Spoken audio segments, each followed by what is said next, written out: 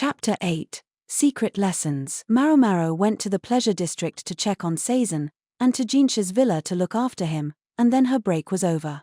She wrote a letter to Luo Men telling him that her determination remained set, and she wanted to learn more of the medical arts.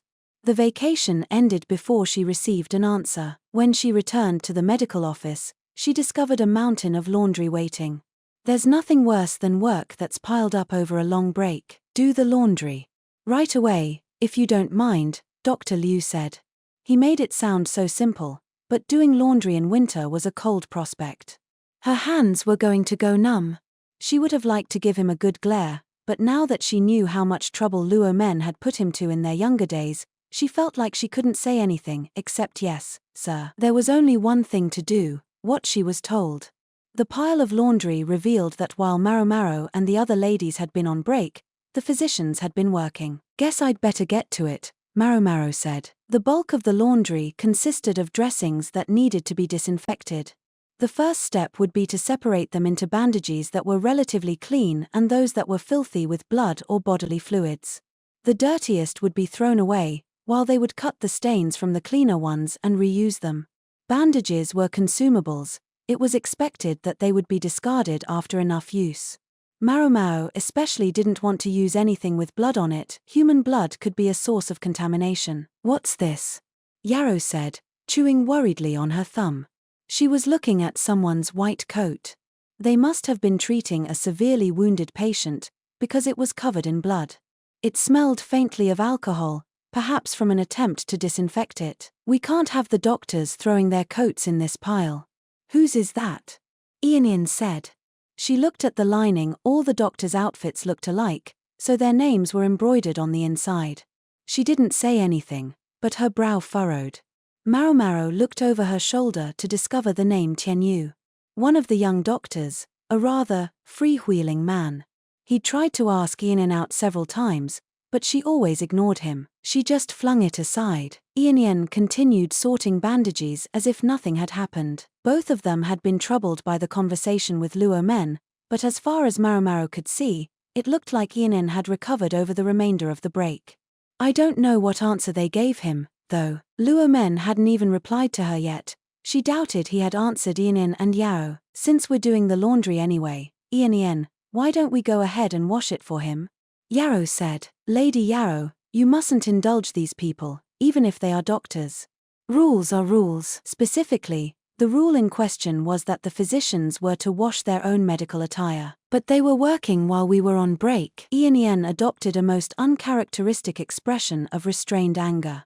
No doubt she was unhappy to hear Yarrow giving Tianyu any benefit of the doubt. I'm not sure how to get the bloodstains out, though, Yarrow said. Ian made no move to solve that particular problem, so Maomao stepped forward. Give me that for a second, she said. She looked at the faded bloodstains. Enough time had passed that they had taken on a dark crimson color. Maomao wasn't sure they would come out, but nonetheless she filled a bucket with cold water and dunked the coat in it. What's your plan? Are you going to use ash? Yao asked. That was a common tactic for getting filth off of laundry. The young mistress had learned a thing or two in her months of doing the wash. Something else was called for here, though. I'm going to go get some materials, Maomao said. She headed back to the office and started rifling through the stock of medical supplies. What are you looking for? Asked Dr. Liu, who was in the room. I was thinking of daikon to help get some stains out. She knew the oversized radish was also used as a cure for a cough. It wasn't just a delicious vegetable, it was also a salubrious medicine. Stains? Ah, you mean the blood. Dr. Liu, of course, was quick to connect the dots at the mention of daikon. If you're doing that anyway, then wash these too.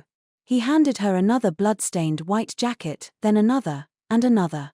Soon she was holding 5 or 6 of them. She didn't say anything. Got a problem? Perish the thought, sir. He was such an ogre. This doctor, she could hear the barb in his voice.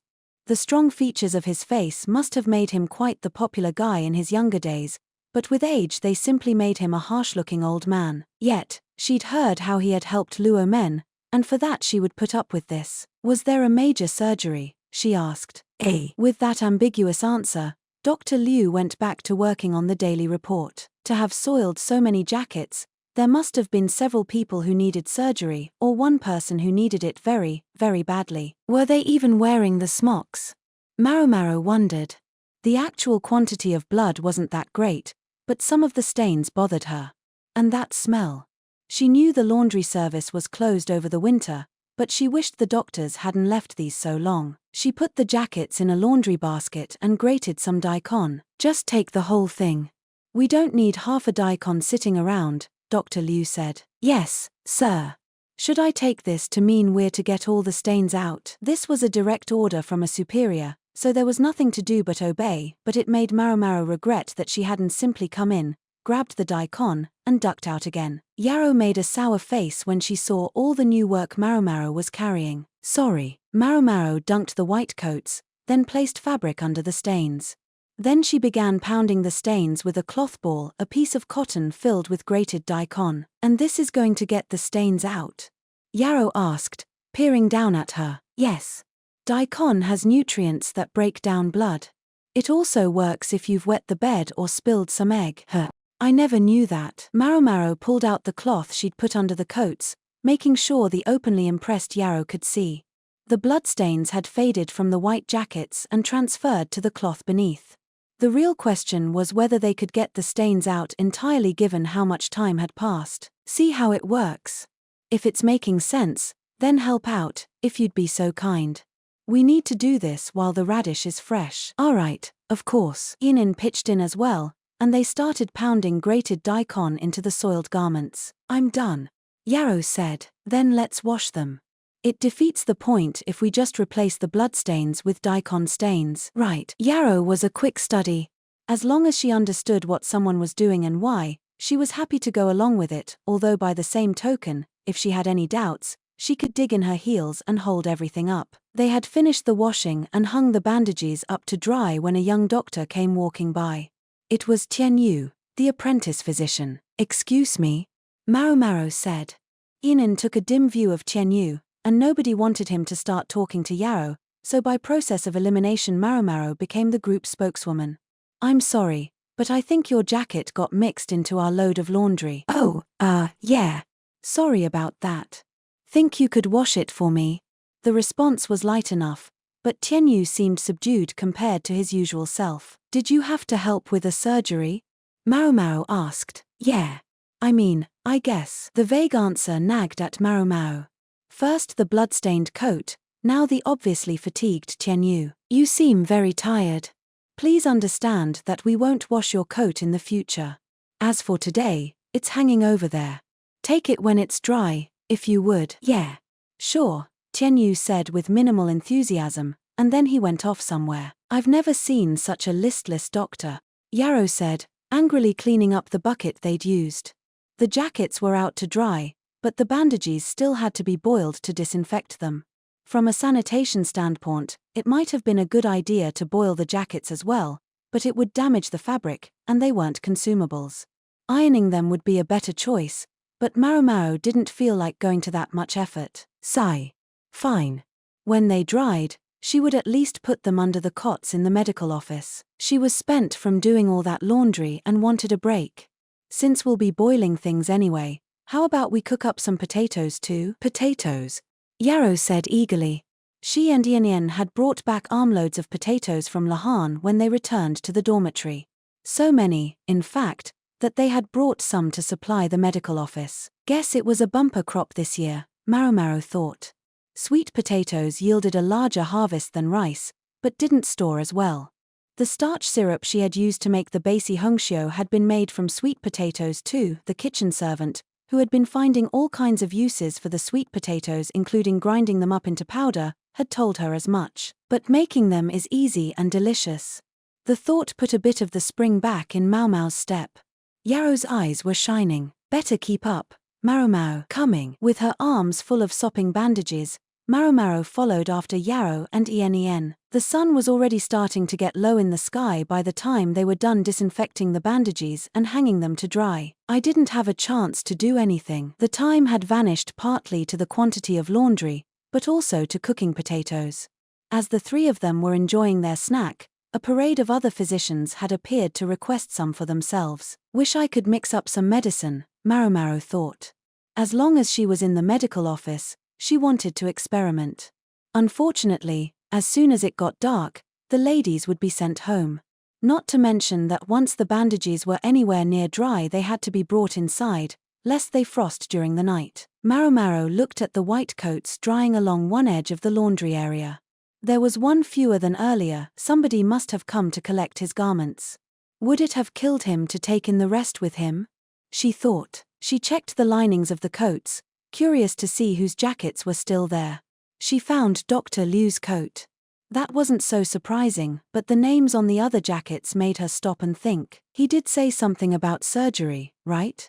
A major surgery would require a large team of doctors, but why was Dr. Liu the only experienced physician among the entire group? All the other names on all the other jackets belonged, as best Maomao could recall, to the apprentice physicians. Don't tell me. Could the doctors have been doing a dissection? The apprentices had begun to settle into the work. It would be reasonable for them to take the next step. If that was what they were doing, Maomao absolutely had to be a part of it.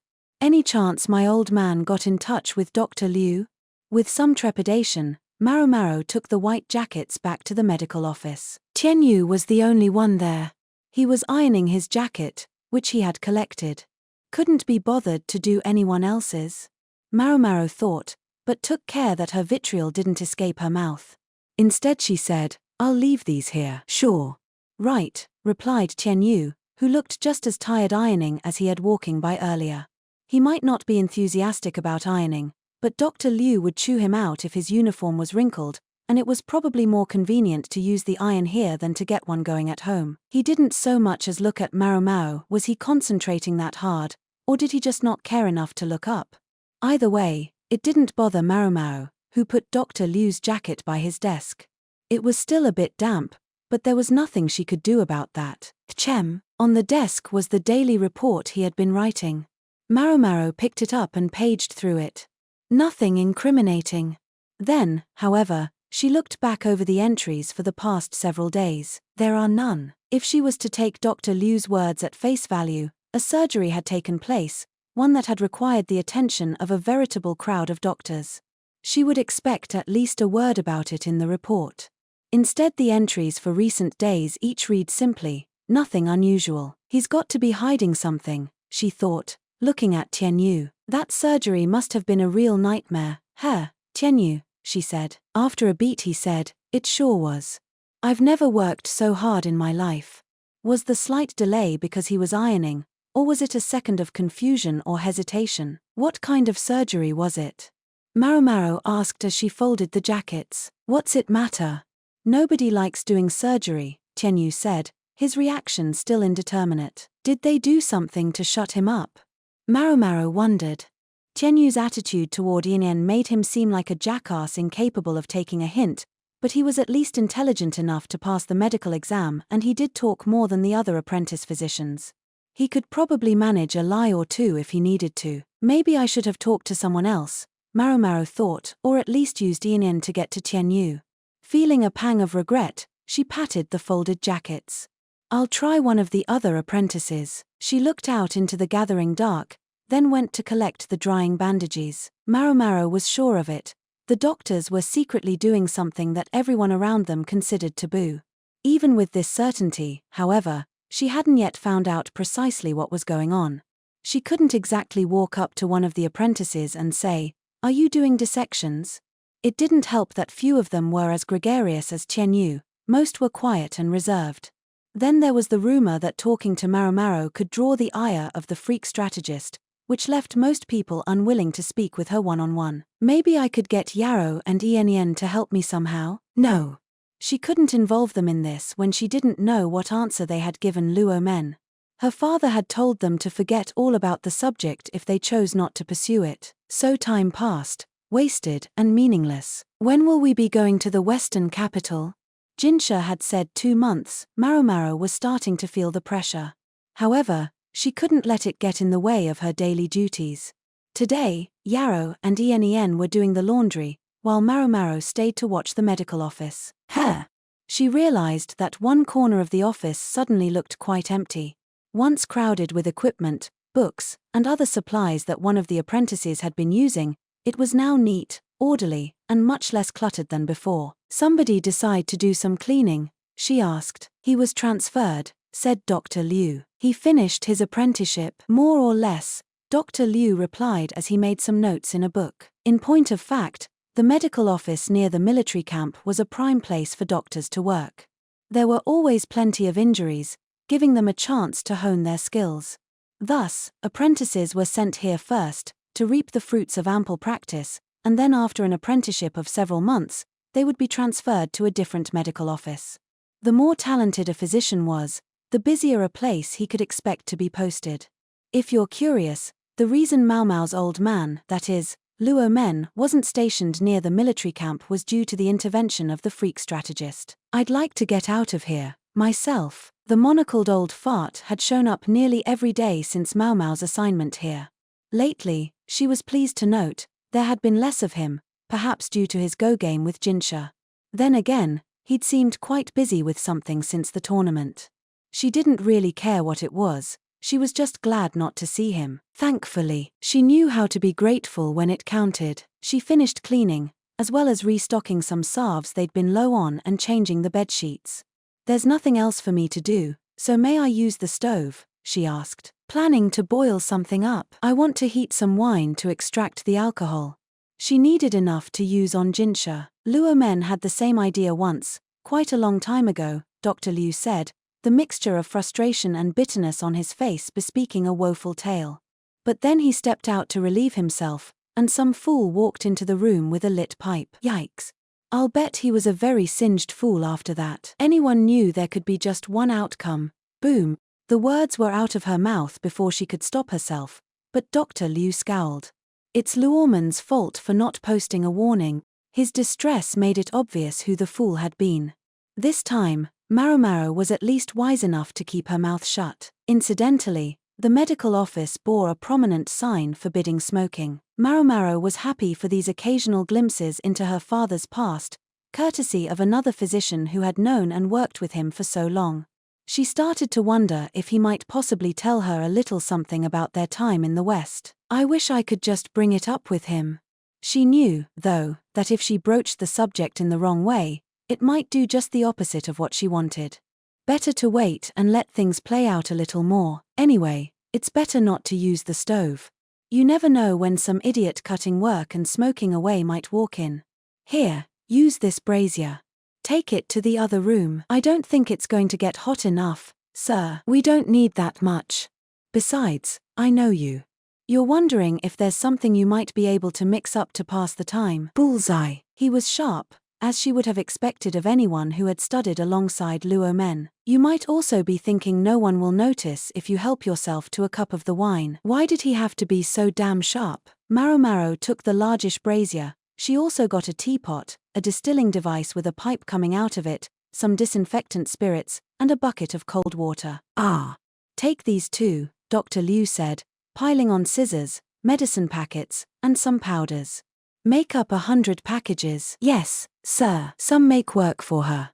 He obviously didn't intend to give her the chance to have any free time. Maomao added some charcoal to the brazier and placed the distiller on it. Unlike the jerry-rigged distilling device she'd made in the Jade Pavilion using whatever was at hand, this was a distinguished piece of equipment. There were two things that appeared to be stewpots with upside-down teapot spouts attached to them, one above and one below. Wine was put into the lower one, heated to make it evaporate, and then it cooled in the upper pot, producing the distilled alcohol. "Wish I had one of these at the dorm," she thought. It was pretty specialized, so building one would take a lot of money. The device in front of her was made of ceramic. Obtaining one made of metal would only add to the cost. Maybe they'd give me this one when it gets old and they don't need it anymore. Well, it was nice to want things. She let the thoughts amble through her mind as she packed the medicine into the packets. It would be given to the officials who inevitably came in with colds at this time of year. Medicine, like food, went bad if it wasn't used promptly, but she expected these packets would be gone before long. While Maomao was busily stuffing the little envelopes, she thought she heard someone arrive in the next room. Maybe someone with injuries.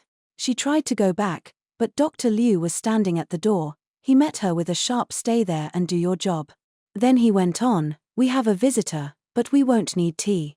You don't have to prepare anything for us." Someone he'd rather not see too much of? Or perhaps someone he didn't want to waste the tea on? Maomao was puzzled, but went back to stuffing envelopes, for exactly as long as it took Dr. Liu to turn around. "I sure hope it's not the freak strategist," she thought, pressing her ear to the door. She could hear Dr. Liu talking, although he sounded uncommonly respectful and polite. It would seem to indicate he was speaking to someone more important than he was. "You want another capable physician, sir? I'm afraid you're really squeezing me dry." Who could he be talking to? Maomao wondered. Her question was soon answered. "I realize I'm asking a great deal. In fact, however, I could do with 2 more physicians." Even through a door, she recognized that gorgeous voice. It wasn't quite as honeyed as it had been in the rear palace, but in place of honey it had some ineffable quality that drew people to it. Less of a heavenly nymph and more of a heavenly immortal. It was, needless to say, Jinshi. "I've been giving the apprentice physicians the best training I can, just as you asked, but they're still only halfway to full competency at best. They have the fortitude but not the skill, or they have the skill but not the mind. Developing the skill and the mind takes time, if I may say so." Strength, mind, and skill. Those were the proverbial ingredients for becoming a doctor. Is it not possible to let them learn through, practical experience? Practical experience. Please, sir, spare a thought for the patients they would be learning on. It's true, practitioners of medicine seek to save people, but most unfortunately we have no guarantee of success. Sometimes we fail, and then the patients, or their next of kin, sometimes have very unkind things to say to us. If you don't have an exceptionally strong heart, such moments will soon break you. Jinshi wanted a physician, but Dr. Liu was stonewalling him, claiming they didn't have enough people. There were fresh young doctors learning their trade, but it wouldn't happen overnight. Is this about finding people to go with him to the Western capital? Apparently Jinshi felt the need to take matters into his own hands. It wasn't easy being at the top. "Strong-hearted people? I should think you have a few of those," Jinshi said, almost light-hearted. Maomao began to suspect that the request for more medical personnel was a pretext to get Dr. Liu to send her with Jinshi. Dr. Liu normally attends the imperial family, Maomao recalled. If Jinshi suddenly stopped summoning him, he might start to suspect something. She knew how perceptive he was. That was what made him so formidable. "If I had to choose, I'd pick someone without too many ties to the capital," Dr. Liu said. "If they were to have, say, an overprotective parent, it could only make things more complicated. Besides, no one is eager to go that far away." His remark started rather pointed. In fact, he seemed to have a very specific person in mind. They were talking about personnel for the trip to the Western capital. Maybe getting Maomao into the entourage wasn't the only reason to have more doctors around. It was, after all, a larger-scale trip than the last one. The last time it was almost covert. Maomao had found herself brought along almost without knowing what was happening. The group hadn't been small, but considering that Jinshi was a member of the imperial family, well, it hadn't been very large. Shao was in the west, and Hokueren was in the north. Li was separated from Hokueren by a large mountain range, peaks several li tall, said to be all but impassable. The vast majority of armies from the north actually appeared from the northwest, where the mountains ended. That, at least, had been the claim of one of the reading problems on the court lady's exam. In short, if Hokueren were to make a move, they would appear north of the western capital. I can't believe I still remember that. I guess I can thank that old hag. The madam had not been about to allow Maomao to try to simply cram everything in a single night. Maomao was so busy trying to listen in that she didn't notice that the distiller was empty and had begun to produce a strange smoke. Until, that is, she sniffed the air and slowly, fearfully looked back. The moment she saw the smoke, she rushed over and dumped water on the brazier to put the fire out. Her reactions were swift, but there was no way the people in the next room would miss the noisy splash of water. "What's going on in here?" asked the exasperated visitor, Jinshi, as Maomao had guessed. Just sort of fell asleep on fire watch," said Maomao, who was gloomily using a handkerchief to mop up the water. "Interesting. Does fire watch involve leaning against a door? Because I can clearly see the imprint of one on your cheek, said Dr. Liu. Maomao slapped her hand over her right cheek, but it was too little, too late. She didn't say anything. They didn't say anything. She'd been caught eavesdropping red-handed, or perhaps red-cheeked. She averted her gaze from Dr. Liu, but he refused to take his eyes off her. Instead he grabbed her and put her in a choke hold. Yao! She scrambled back onto her haunches. They couldn't have been that concerned about being overheard, or they wouldn't have left her in the room right next door. Apparently it was the principle of the thing. Jinshi looked like he was about to burst out laughing and was trying very hard not to. Basin stood beside him along with two other men Maomao took to be guards. Apparently, it wasn't easy being handsome. Jinshi successfully quashed the hilarity and coughed in his most somber manner. Dr. Liu. May I ask you something? Yes, sir. You told me the apprentice physicians were still only half ready, but what's your opinion of the occupants of the newly created post? The court ladies assigned to your office? I'm not sure what you mean. They're court ladies, sir. Yes, but from what I've heard, the work they do is very nearly the same as that of the apprentice physicians. Meaning that if they had the mind, skill, and strength you spoke of, they could conceivably be promoted to be physicians themselves, could they not? The people around Jinshi looked at him in astonishment. Court ladies promoted to doctors? It wasn't theoretically possible. There was no way Dr. Liu would stand there and let someone dictate such things to him, not even the emperor's younger brother. Pressing the point, however, would only make things harder for Maomao, so she kept quiet. Over the course of her acquaintance with Jinshi, she'd come to have a fairly good understanding of how he thought. Not everything he did made sense to her, but she saw what he was trying to say here. What should she do? How could she help? One such lady is right here, sir. If you would have her, she said. Ho! Well, how strong of heart is she? Jinshi leered at Maomao, not a friendly smile but a mischievous one. This son of a... Whose fault was it that she had to be wiping his ass? Actually, maybe the skin of his ass would be the perfect solution. She resisted shooting back at him out loud. Maomao here is audacious, and that's it, Dr. Liu said.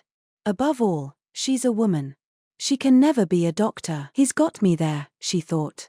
She didn't even specifically want to be a doctor, she'd just been cornered into needing a doctor's skills. I'm an apothecary. That was how Luo Men had raised her. She wanted surgical training in order to save more people, but it wouldn't distract her from her true calling. Meanwhile, she did have her pride as an apothecary. Didn't I hear you say I'm even better at mixing medicines than some of the apprentice physicians, Dr. Liu? She asked. He gave her a withering look. She trembled with the frustration of knowing this was not a situation where she could talk back to him, knowing she just had to ride this out. I don't need a physician proper on this occasion. As long as they possess equivalent skills, I don't care if it's the town sawbones or even an apothecary. I can grant them special permission. Are you certain you can't find me at least 2 more people under those conditions? Jinshi said. It was clear he meant more than he was expressly stating.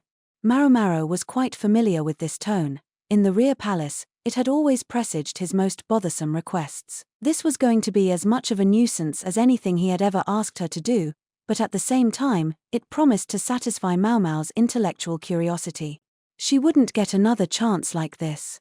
If they could prevail upon Dr. Liu, she would get an opportunity to learn something entirely new.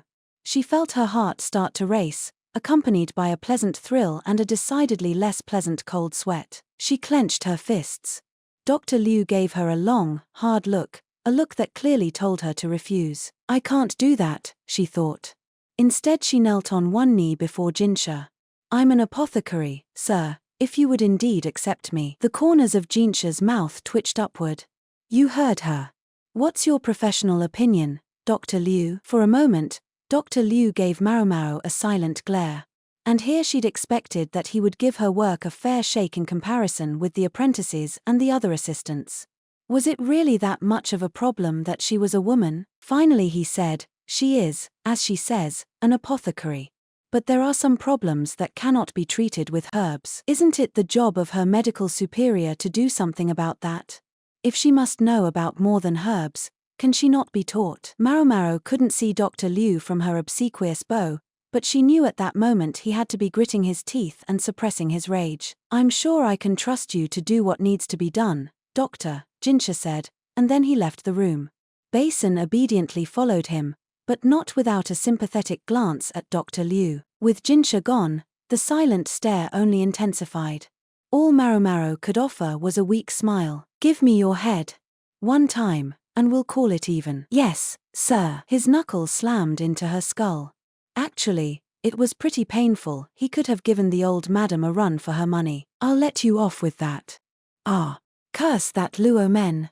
He's stuck me with a real troublemaker." Dr. Liu fell into his chair and sucked angrily on his pipe.